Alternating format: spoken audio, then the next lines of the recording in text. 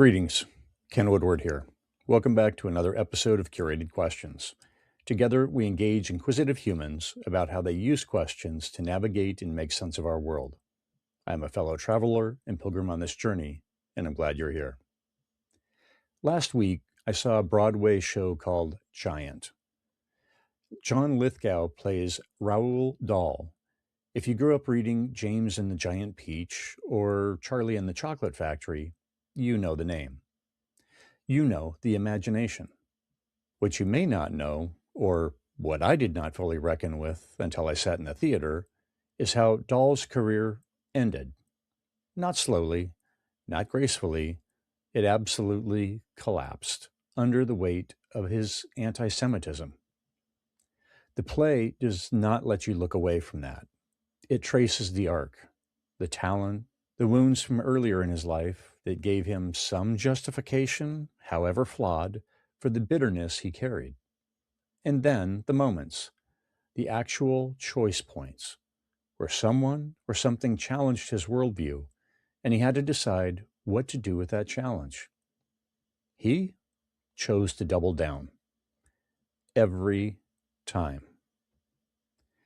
Now, here is the thing that stayed with me after I walked out of the theater. The mechanism Dahl used, the consistency, the refusal to bend, the loyalty to his own sense of who he was, in almost any other context, we would call that integrity. We would celebrate it. We would tell that story at commencement speeches. The problem was not the mechanism. The problem was what he was being consistent with. And the long tail of those decisions, the small ones, the quiet ones, the ones he probably never identified as decisions at all, stretched out behind him and eventually destroyed what he had built. There is a writer named Jason Pargin who poses a question I want to put in front of you before we go any further. The question is this: what would you have done in his position? Not what would you do now, sitting where you are, with who you are, with everything you have seen and learned and lived. What would you have done if you had been Dahl, with his formation, his wounds, his era, his community, his pressures, his body, his exact experience of the world as it came at him? That is a genuinely hard question to answer, because to answer it honestly, you have to set down everything you know about yourself and step fully into a life that is not yours. I'm not raising it to excuse Dahl. I'm not willing to let him off the hook. I'm raising it because it is the question that invites humility before judgment. And humility before judgment is where the real work begins. I did not have Dahl's life. You did not have Dahl's life.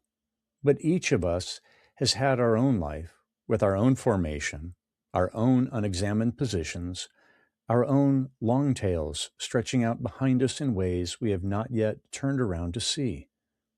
That's what this episode is about. I want to make a distinction that I think is at the center of all of this, because without it, the conversation gets muddy fast. There is a difference between a foundation and a position. A foundation is what you would sacrifice almost everything else to protect. It's the thing by which you would measure all other things. It's not something that you choose from a menu. It is something that chose you, formed you, or that you arrived at after enough living that it became bedrock. For me, some of those foundations are simple and old. Love your neighbor as yourself. Fairness. The belief that America should be held to the promises it has made. These are not negotiable for me. They are the ground I stand on. A position is different. A position is a conclusion I have built on top of my experience, my formation, my community, my fears. It feels like a bedrock, but it's not. It's something I constructed. And because I constructed it, I can examine it. I can ask whether it actually rests on my foundations or whether quietly it has been contradicting them. Dahl confused a position for a foundation. His anti-Semitism was not a foundational value, even though he treated it like one. It was a conclusion he had cemented over decades, brick by brick, until it felt like the floor beneath him. When it was challenged, he defended it as though his identity depended on it. His identity did depend on it.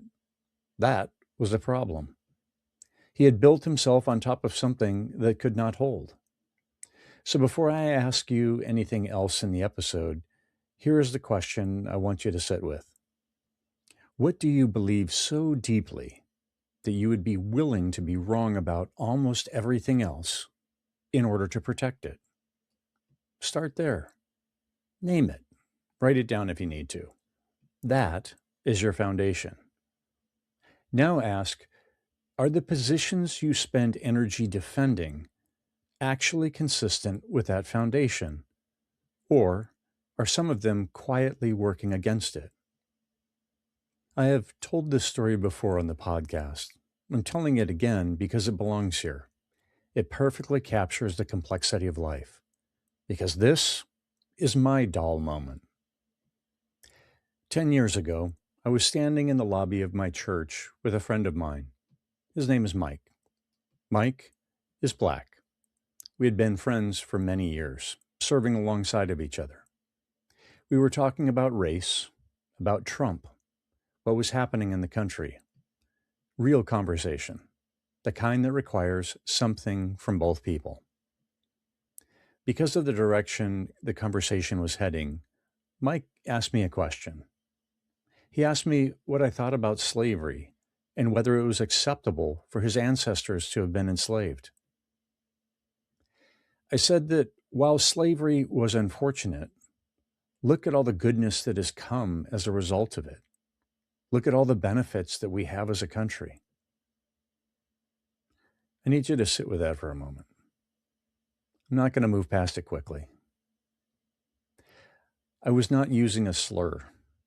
I was doing something potentially far more insidious. I was offering a reasoned defense of an atrocity. It wore the clothing of measured thinking. It sounded almost thoughtful. And that is precisely what made it so harmful and so difficult for me to see in the moment as the harm it was. Mike was standing in front of me.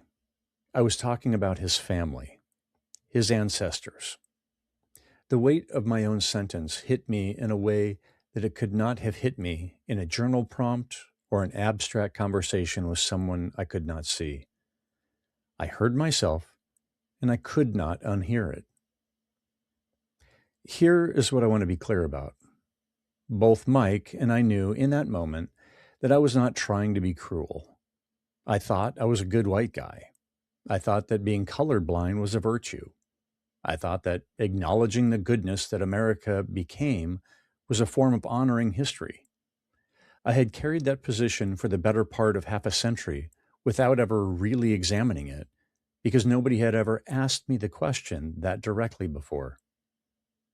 I was beginning my journey out of ignorance, and I did not know how far I had to go.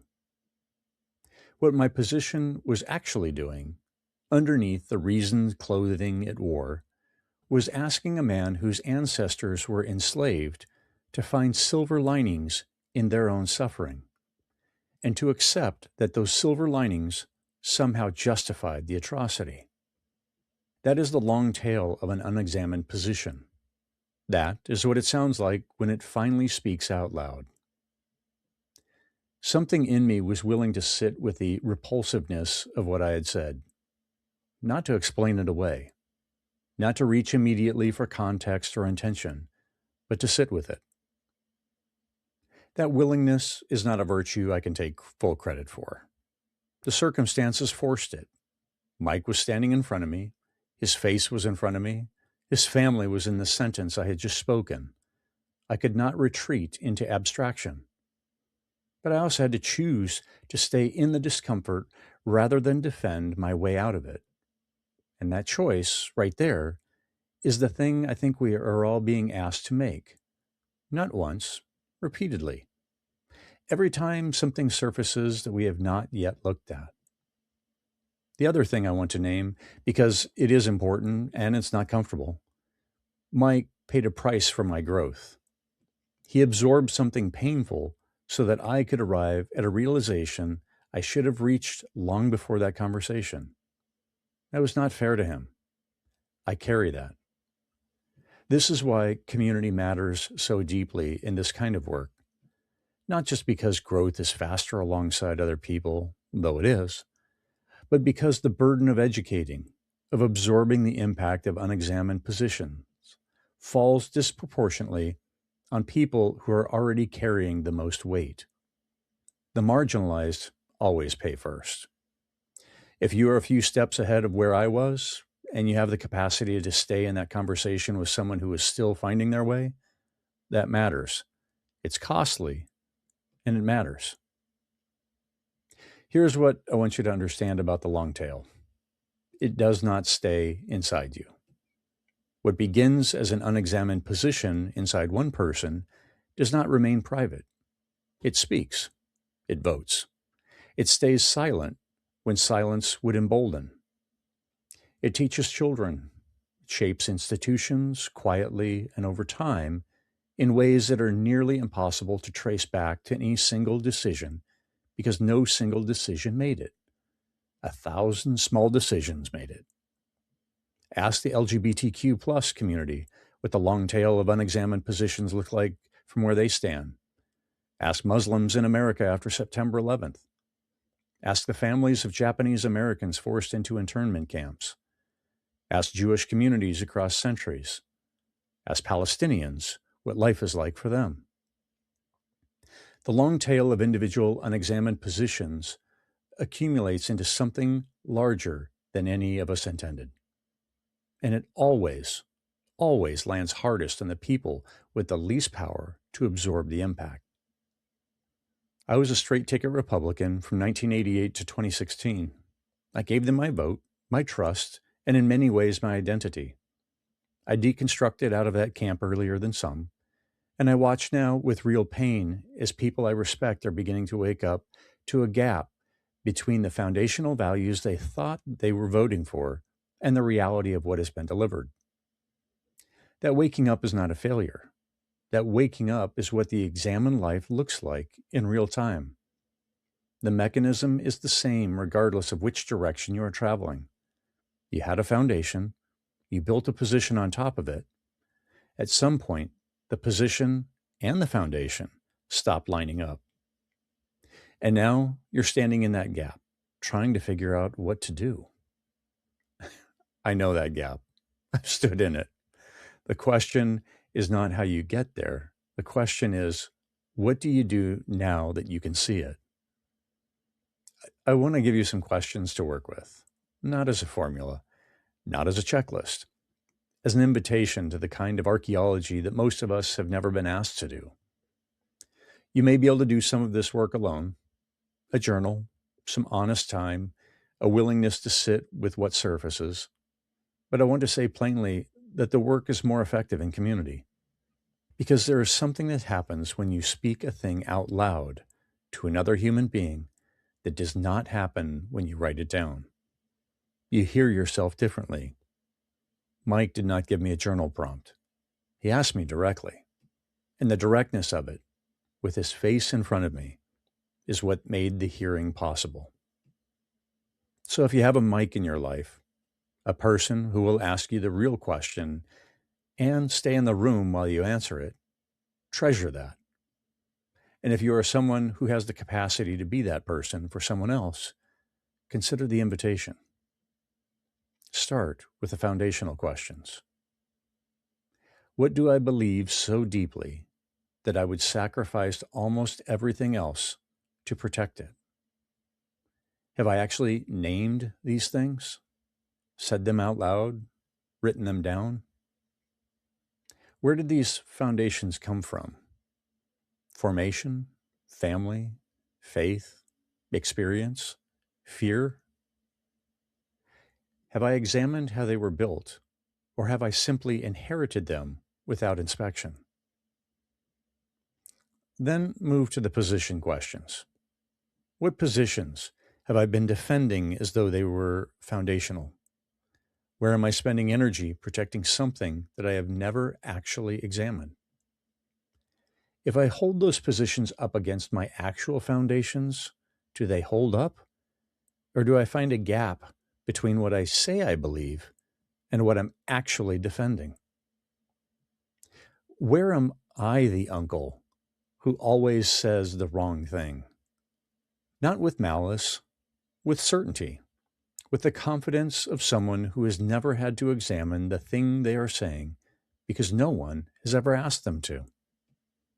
And then the hard question, the one that requires the most of us. What have I said or believed that if I heard someone else say it, I would find repulsive? Can I sit with that for more than a moment? Can I resist the instinct to reach immediately for context and intention as a shield? Is there someone in front of me whose experience could help me hear myself? Am I willing to stay in that conversation without defending my way out of it? What would it cost me to change? And who is paying the cost of me not changing? The curated question for this episode: what position have you been defending as a foundation? And what would it mean to actually look at the difference? The last scene of Giant is Dahl on the phone with a journalist. This recording actually exists. John Lithgow plays it out. And Dahl, in that moment, is essentially oblivious to his own anti-Semitism. Earlier in the play, he says he is not anti-Semitic. He believed that. He believed it to the end, even as the evidence of his own words and choices surrounded him. He could not hear himself. The position had become so load-bearing to his identity that he had no architecture left to examine it with. I'm not standing above Dahl. I held a position about slavery and its legacy for nearly half a century. Change is painful. It costs connection. It costs esteem. Sometimes it costs community, income, the version of yourself that other people have come to expect. Most of us avoid it because the cost is real and immediate, and the benefit is abstract and distant. But the cost of not changing is not abstract. It is not distant. It is paid right now by the people standing in front of us while we speak our unexamined positions out loud. The examined life does not mean having the right answers. I don't have them all. I am still in the work. What the examined life means is being willing to hear yourself, to feel the weight of what you have said or what you have stayed silent about, and not immediately look away. To ask whether the positions you are defending are actually consistent with the foundations you claim to stand on. Not to uproot yourself, to know what you are standing on.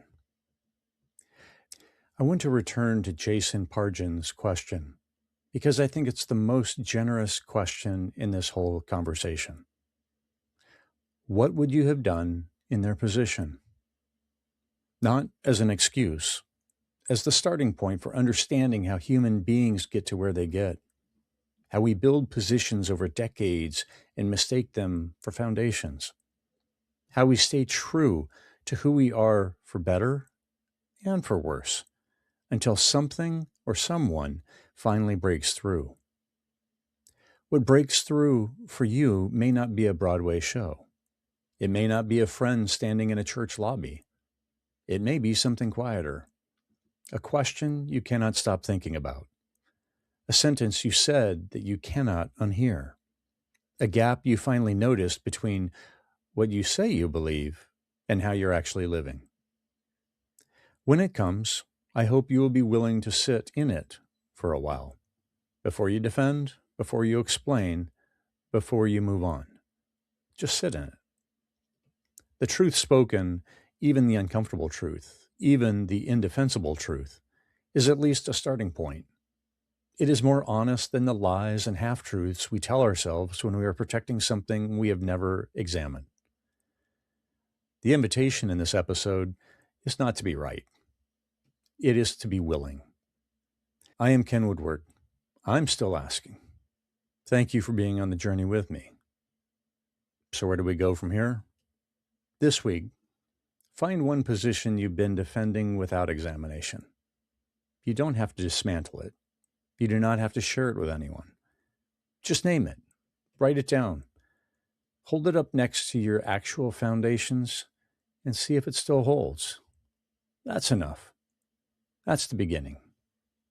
This is the journey we're on together.